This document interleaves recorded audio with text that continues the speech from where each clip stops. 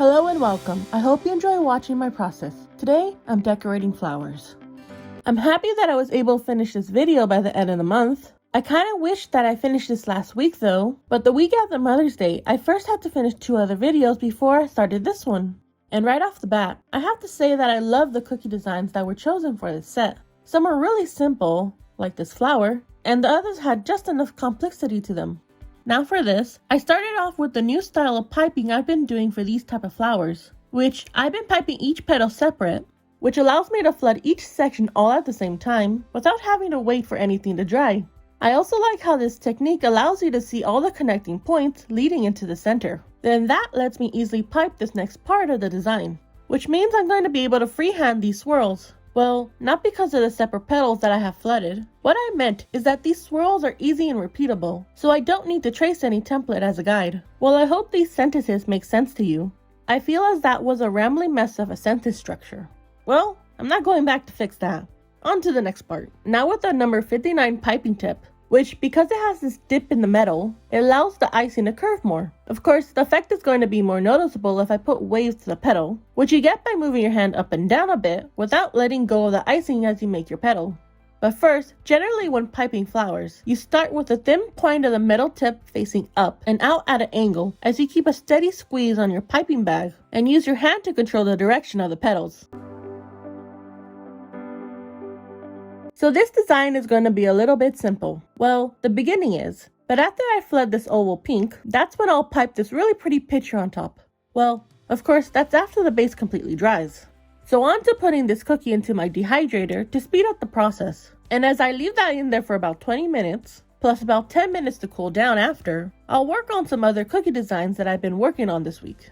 Alright, now that this pink base is dry enough, I'm going to use white icing to pipe this flower outline. But first, I'll use my projector to trace the image I want to use for this cookie design. Which you start by cutting a bit of the piping bag to your desired size. Then I'll just follow my outline, making sure I don't leave any mistakes.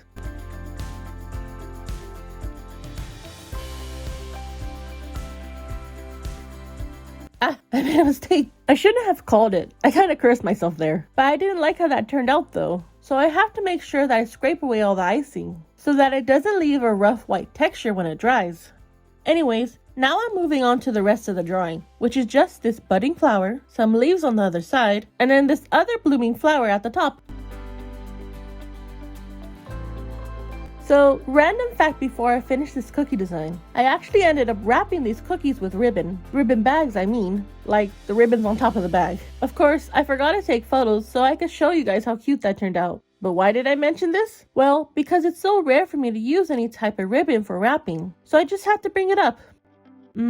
Is there anything else to bring up about this? I don't think so. Well, I guess I could ask you guys if you like how the image came out. I feel as if I could have improved on the rosebud, maybe around the top, but I love how it came out. What about you guys?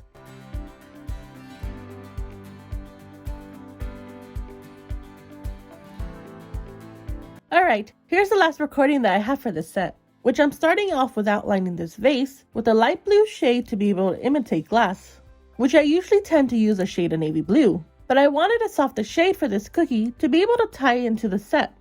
But now that I look at this cookie from a later view, I feel as if I should have just went a shade lighter. Oh well. Anyways, as this blue dries a bit, I'll set up some background greenery for the vase. And because I learned from my mistakes, ones that I don't record. I know, huh? Even though I sometimes practice off screen, I still end up making mistakes in the recordings. Wait, I didn't even say what the mistake was. On my other sample, I left too many holes in between from the flowers I put. So to make up for that, I'm adding this icing on the cookie, so you'll be able to see this green instead of the bare back, making it look way better, I think. And since the words I'm putting here is going to be the same color, I don't have to wait as long time-wise to put the icing. Then I don't have to worry about the colors bleeding into each other. You know how a while back I said that this shade was pink? Well, it is, but technically it's a light mauve, with the darker shade being mauve. That was obvious. Why did I say that? Anyways, I went with these shades because this is a set that's meant to be for an older woman, and I felt that the other shades that I usually use was a bit immature.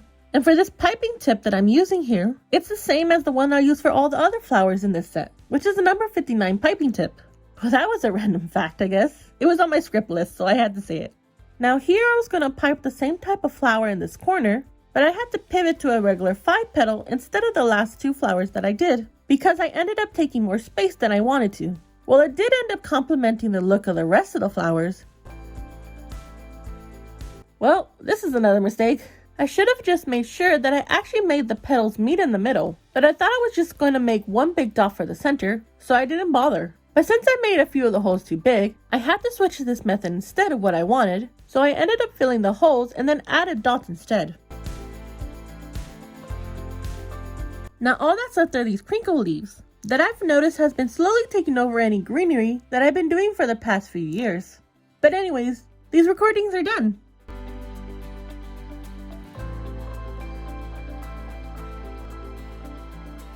Thank you for watching. Please don't forget to like and subscribe. See you next time.